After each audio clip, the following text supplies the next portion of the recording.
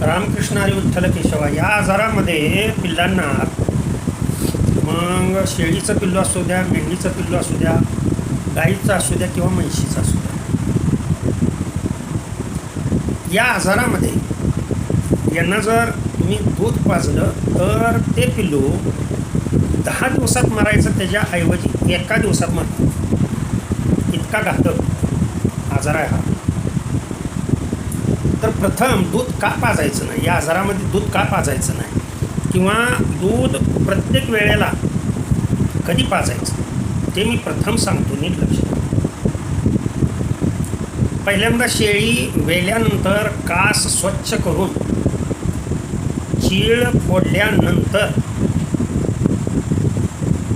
पिल्लाला दूध अतिशय कमी प्रमाणात, म्हणजे साधारण पहिल्यांदा फक्त आणि फक्त 50 ते 100 ml दूध पिल्लांनी केलं पाहिजे पहिल्या पिण्यामध्ये.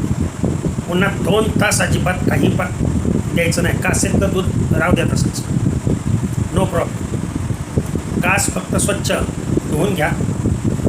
तेवढ्या कालावधीमध्ये पिल्लं कोंडलेल्या अवस्थेत राहू द्या, सुरुवातीची अवस्था, किंवा पिल्लं आईपासून, आई आणि पिल्ले यांच्यामध्ये अंतर असावं, म्हणजे जाळे असावी. लक्षात येते. पिल्लू ओरडलं की आईला आणखीन पाना फुटतो, नीट लक्ष द्या. आणि ते पिल्लू आईकडे येण्याचा प्रयत्न करतो, उठायचा प्रयत्न करतं आणि शरीराची त्याच्या हालचाल चालू होते. लक्षात ठेवा, ते पिल्लेलं जे दूध आहे 2 तास दोन्हीच्या मध्ये पिल्लू कधीही कोंडायचं नाही. हे दूध पाजल्या ही शेळी पालक, मेंढी पालक यांची घाणेरडी सवय. त्याच्यामुळं तुमची पिल्लं मरतेत. हजारो पिल्लो मरलेत या महिन्यामध्ये. ज्यांची येण आहे त्यांच्यासाठी हे.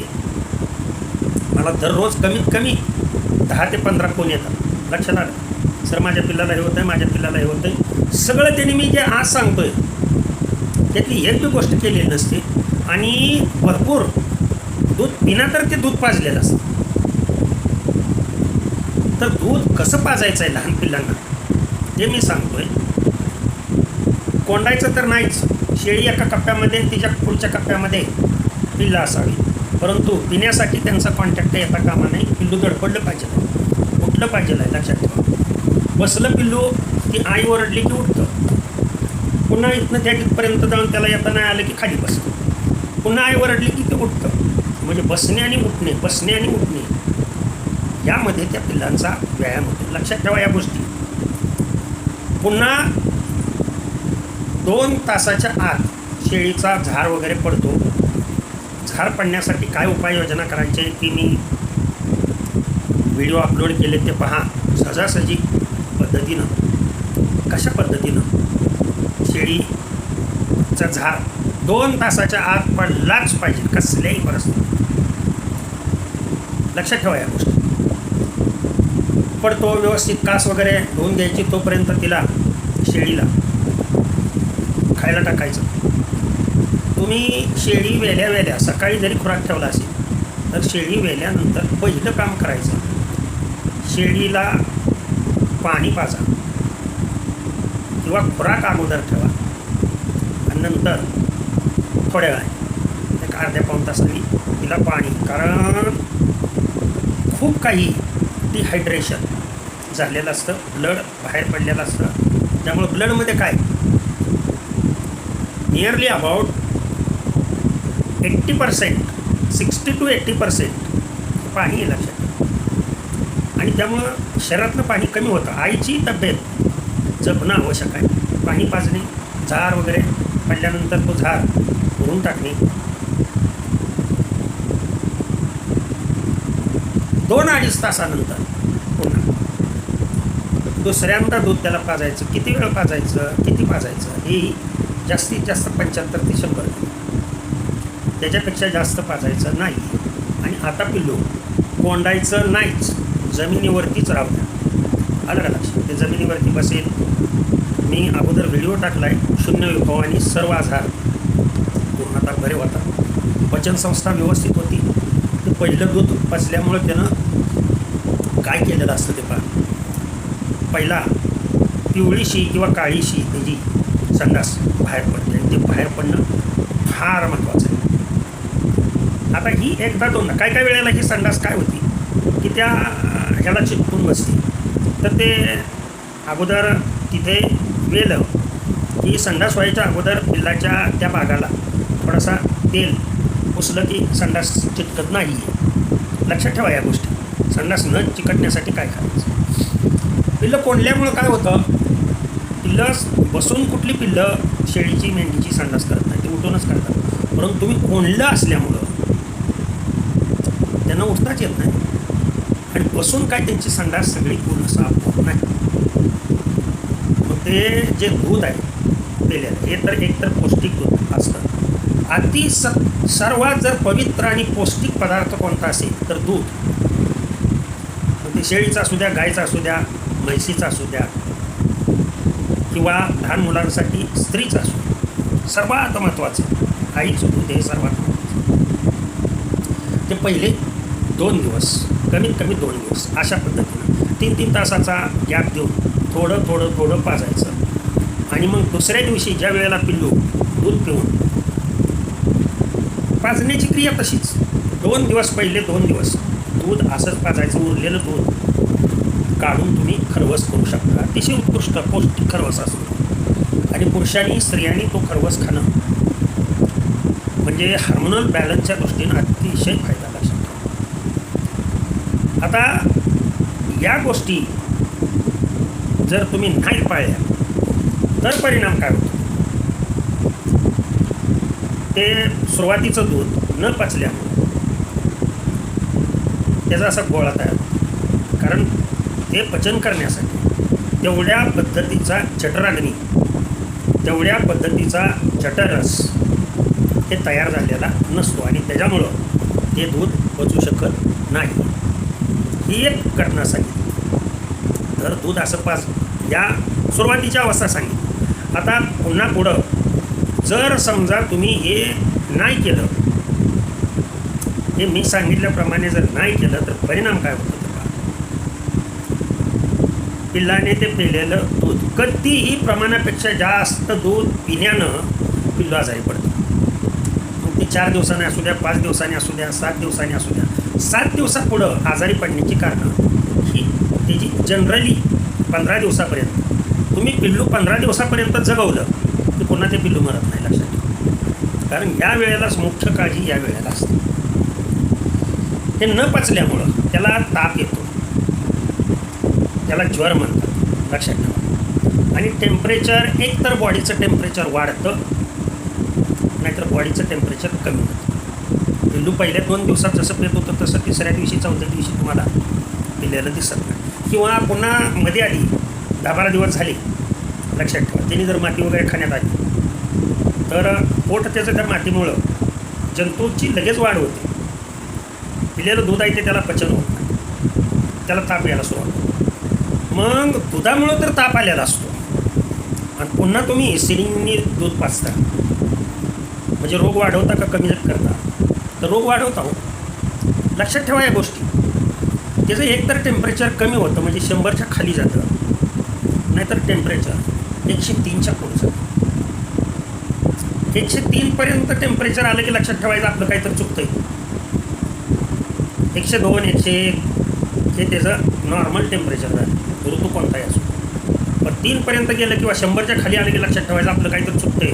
लगेच त्या पिल्लाकडे लक्ष दिलं पाहिजे. कारण ते आज लक्षण दाखवतं तर ते आजारी पडतं 2 दिवसांनी.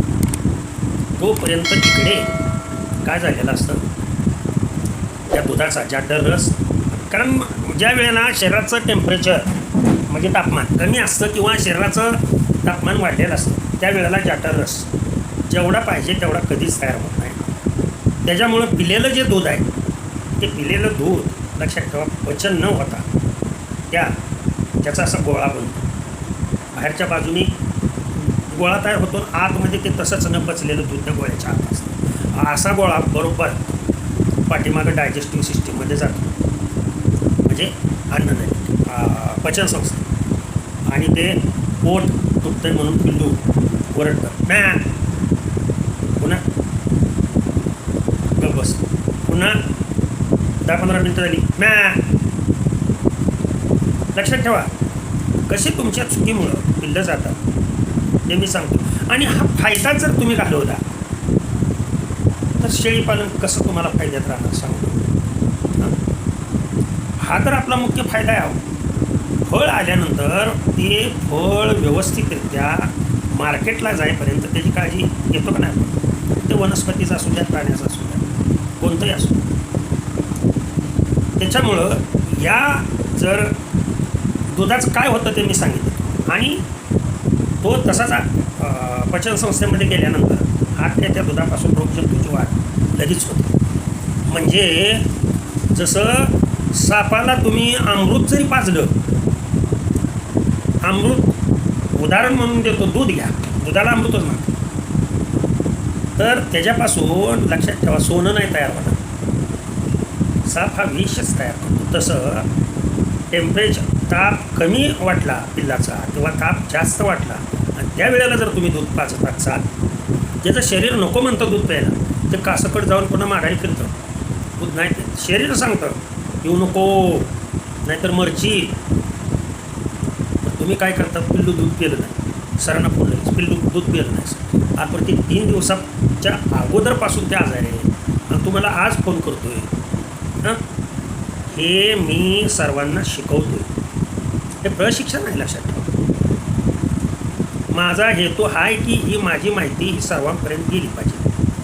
मग अशा वेळेला पिल्लाला काय करणं आवश्यक आहे, त्याला जठराग्नी कमी झालेला असतो म्हणजे 1 कप पाणी पूर्णपणे आटवायचं, फक्त 5 ml ते 6 ml पाणी राहिली एवढंच पाणी ठेवायचं, 1 कप पाणी बरं का. आणि ते पाणी कोमट असताना त्या पिल्लाला, खूप काही नाही पण 5 ml त्या पिल्लाला द्यायचं. फार तर त्या पाण्यामध्ये चिमूटभर आपली इलेक्ट्रोलाइट पावडर मिळते मेडिकलमध्ये मनुष्यासाठी. लक्षात ठेवा या गोष्टी. ही पावडर त्याच्यामध्ये थोडीशीच टाकायची आणि ते पाणी तुम्ही पाजू शकता.